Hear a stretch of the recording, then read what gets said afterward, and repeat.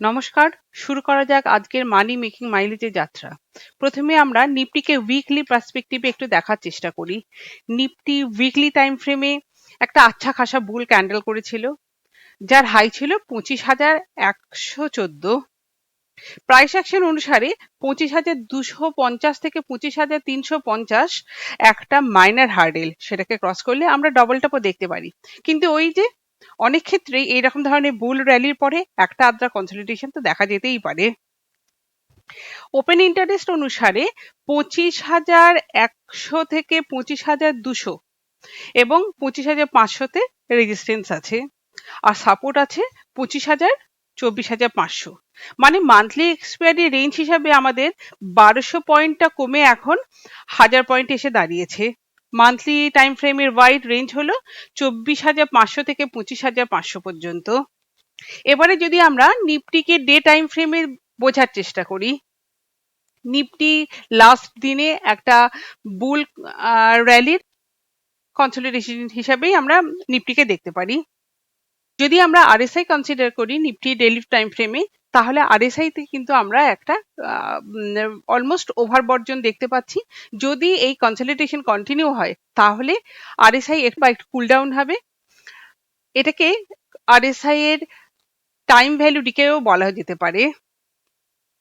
যাই হোক, আমরা যদি অন্যান্য সেক্টরগুলোকে কনসিডার করি, যেমন IT sector, Nifty infrastructure index, Pharma index, energy index, এই সমস্তগুলোকে যদি আমরা কনসিডার করি, সেই ক্ষেত্রে কিন্তু আমরা স্পেশালি যদি ব্যাংক ইন্ডেক্স এটাকে আমরা কনসিডার করি, তাহলে আমরা দেখতে পাবো কোনো একটা জায়গায় যেন এই সমস্ত ইন্ডেক্সগুলো তাদের রেজিস্ট্যান্স লেভেলের সম্মুখীন। সেই হিসাবে হয়তো নিফটিতে 25,250 থেকে 24,920 এই একটা রেঞ্জ আমরা পেতে পারি, বা ম্যাক্সিমাম 24,750। এটাই হচ্ছে আমাদের কনসলিডেশনের রেঞ্জ। তার মানে নিফটিকে 25,250 না ব্রেক করলে বা কনফার্মেশনে 25,300 না ক্রস করলে আমরা বুল রান দেখতে পাবো না। আবার ঠিক একইভাবে 24,750 না ভাঙলে কোনো বিয়ারিশনেস শো করবে না। যদি বাই চান্স ভাঙে তখন আমরা 24,500 পর্যন্ত একটা বুল রান এক্সপেক্ট করতে পারি।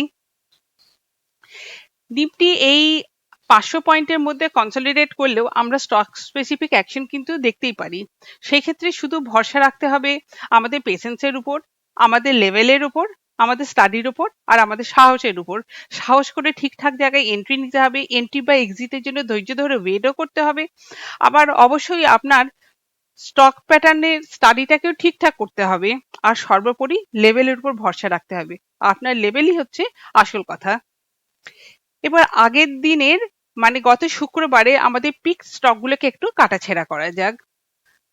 গত দিনে আমার ফার্স্ট পিক ছিল টাটা টেকনোলজি।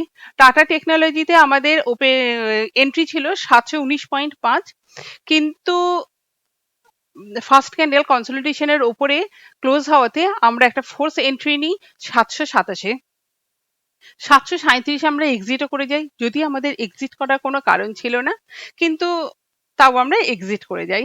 যাই হোক, আমার পরের পিক ছিল এশিয়ান পেন্টস। এশিয়ান পেন্টসে আমাদের এন্ট্রিগুলো ছিল 2312, 2320, 2329, যে এন্ট্রিগুলো আমরা পেয়ে গিয়েছিলাম।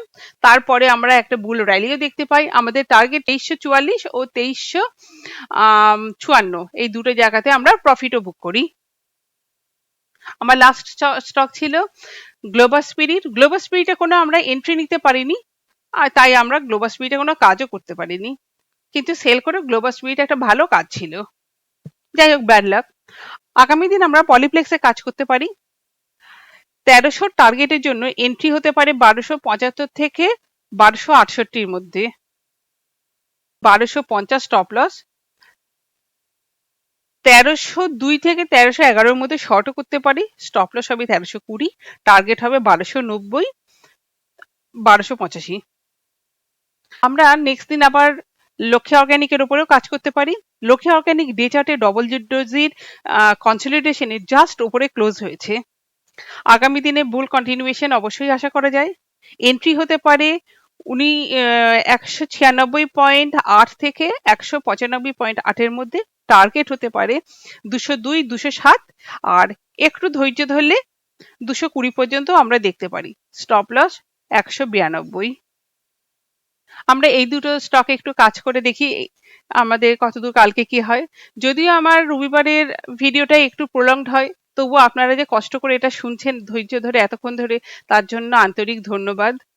আবার আপনাদের শুভেচ্ছা কামনা করে আজকে ভিডিও আমি শেষ করছি। বেস্ট অফ লাক, দেখা যাক কালকে কি হয়। Thank you.